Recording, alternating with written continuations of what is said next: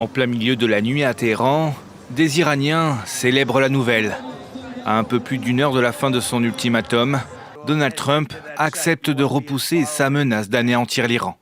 J'accepte de suspendre les bombardements et les attaques contre l'Iran pour une durée de 2 semaines. Il s'agira d'un cessez-le-feu réciproque.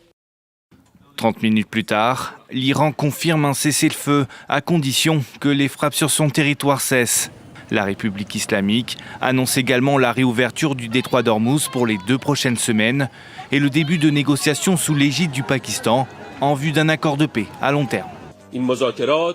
Ces négociations, menées dans un climat de méfiance totale envers la partie américaine, débuteront à Islamabad le vendredi 10 avril.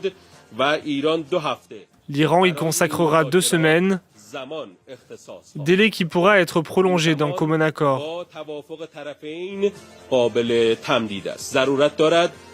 Donald Trump dit avoir reçu des Iraniens une proposition de plan de paix en 10 points, parlant d'une base viable pour négocier.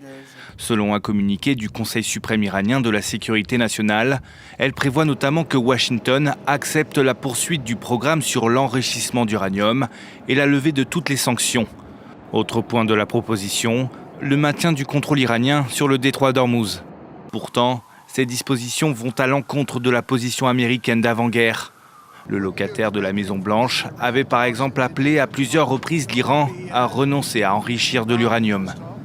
Ces annonces ont malgré tout été très bien accueillies sur les marchés. Les cours du pétrole sont repartis à la baisse sous la barre des $100 le baril.